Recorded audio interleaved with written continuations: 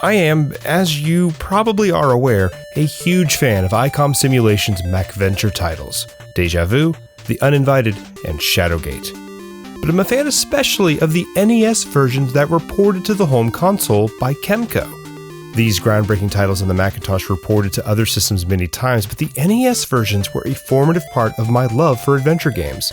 And now, we've got a chance to help bring an official sequel to one of them to the world. Beyond Shadowgate follows up on the NES Shadowgate game, sort of kind of creating a brand new continuity, if you will, and it's produced by the original designer of Shadowgate with help from proven NES MacVenture fan game creator GrahfMetal. Wrapping up its Kickstarter campaign now, Beyond Shadowgate is an indie project through and through, and to me looks to be crafted with the care only possible by those who see the joy in the unique adventure experience, like those Kemco ports of games like Shadowgate. And not only is this new Beyond Shadowgate a game celebrating the charm of the NES MacVentures, but it's also a tale over 3 decades in the making. With the creator's original design document to guide the team translating what could have been an original sequel long ago, now it's being given a chance to shine in the modern era thanks to dedicated fans willing to invest in its success. And while influenced by those 30-some-year-old goals, the team at Zojoi and GrahfMetal Games are adding in new charm and details in this homage to one of the greatest NES and groundbreaking adventure games ever made. The NES ports of the MacVentures are the most unique of the different versions of the Ventures out there, and while pretty faithful to the story and puzzles overall, obviously these versions were made with compromises to parts of the experience.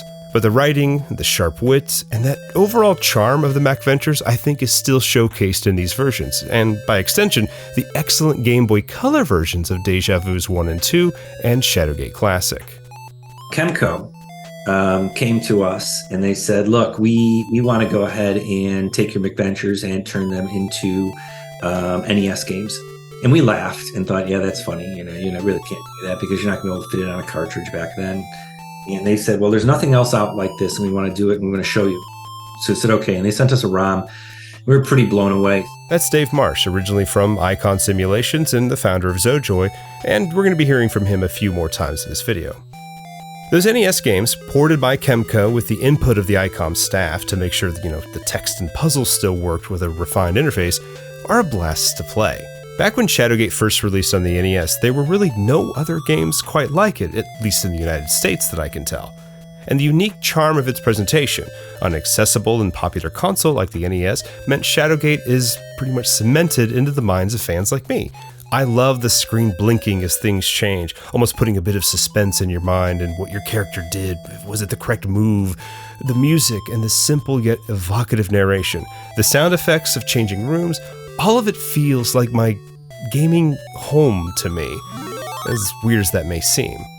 I've got a lot of older videos on these games and these versions specifically on this channel, including most recently a video that featured the 8-Bit Adventure Anthology, a modern collection of the 3 NES MacVentures you can play on modern consoles and PC.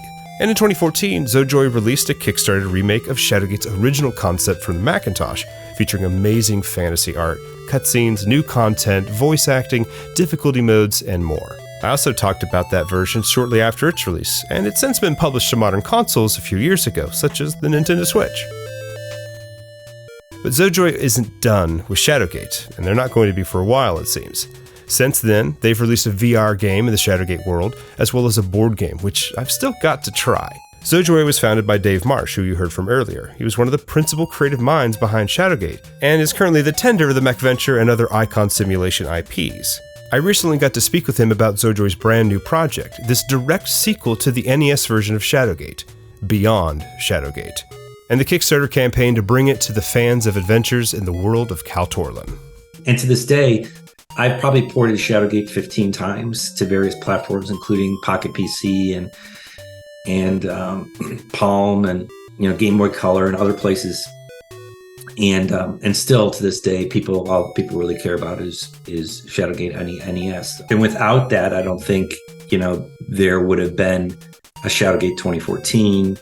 There wouldn't have been certainly been a VR title. One of those folks who talk a lot about the NES game is probably yours truly, but this is incredibly exciting. Beyond Shadowgate is an upcoming PC release that looks and plays a lot like the NES version of Shadowgate. complete with new characters, new locations, a day and night system, a hugely expanded, playable world with tons of rooms and puzzles and far more text than any previous Shadowgate game. While drawing inspiration from the look of the NES Shadowgate, Beyond does not have the same palette limitations or memory constraints, allowing for a retro-inspired and informed look, which I really like.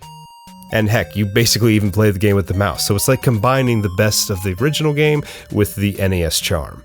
And the demo is incredibly cool. You play as Del Thornborough, a fenling thief you guide as he escapes from jail and is suddenly thrust into an adventure more fantastical and epic than his day-to-day job of relieving townsfolk of their gold. The demo features over a dozen rooms and the setup of the story, which is much more involved than the original Shadowgate. And the writing reflects a lot of Del's personality, which I like a lot. Commands are similar to the NES game despite the mouse and keyboard use, and there's even a new control method with a scrolling wheel you can use as well, though I haven't quite got the hang of that yet. New to Beyond Shadowgate are timed events to avoid death, moments where you only have a few moves or seconds to prevent Del from being killed that are different from the normal puzzles, which can still result in a game over, but allow the world to feel more organic and not just a screen-by-screen story. But don't worry, there are still interesting and fun ways to meet the Grim Reaper in Beyond Shadowgate without those, just as there were in the original games. For me, the timed events are just a new mechanic that adds a ton of suspense, and I'm curious how they're going to be implemented in the full release. There's also your Wisp buddy, who can help provide hints if you need a little help figuring out what to do, highlighting your goal or directly spelling out what you want to do. One thing I'm really glad to see so far with the Kickstarter, having thankfully met its funding goal, are great stretch goals that will add chapters based on other MacVenture games like Deja Vu and Uninvited. I'm extremely excited for this game. I'm always hungry for more MacVenture content, but there's another reason I think Beyond Shadowgate will do well.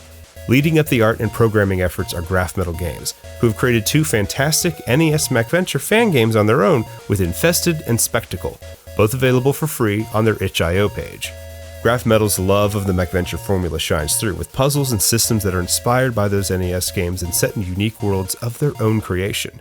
Music in both of those, as well as the upcoming Beyond Shadowgate, are done by the talented Ori Falconer as well, and the tunes are just amazing.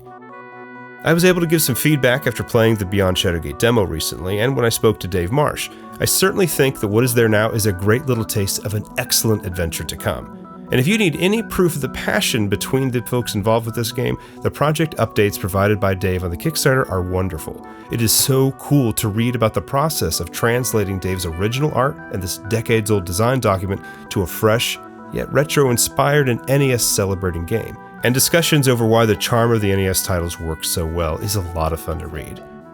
There's neat rewards for certain tiers of Kickstarter backers if you decide to pledge at certain levels, including a non-playable NES-style display cartridge, really cool art from the artist behind the original cover of the NES game, a display box, a commemorative Grim Reaper coin, and more. But you may be wondering, I thought that Beyond Shadowgate was the TurboGrafx 16 CD game. Well, I thought Del was the character in the Nintendo 64 game. Consider both of those games out of here.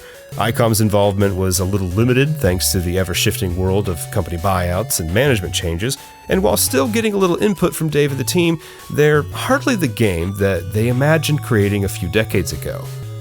But this new Beyond Shadowgate might just be closer to that vision. Using these design documents as a guide, the world of Shadowgate isn't being redone by those who are creating a poor pastiche of Shadowgate. And thanks to this Kickstarter, some help from the public in bringing that game to everyone. There isn't a definitive timeline on exact release yet, and the Kickstarter's ambitions are conservative, but Zojoy has successfully ran a Kickstarter before with the 2014 remake of Shadowgate for the PC. I think it's a pledge one can make with confidence. With main funding already secured and the Kickstarter in the final days, I hope, if you're able, you'll consider joining me in backing this project. We've got a lot of fun stretch goals we can still meet. And that 2014 Shadowgate remake and its slightly adjusted continuity, still going strong with a VR title and a board game, and hopefully more on that front soon for all the fans of the different ways we can style the lands of Kal Torlin. I am extremely excited about this Kickstarter. If you're ready to learn more about Beyond Shadowgate or want to check out the impressive demo for yourself, check out the Kickstarter now. And I think I speak for a lot of folk out there when I say I cannot wait to explore the lands around the Gatekeeper Mountains once again. Thanks for watching.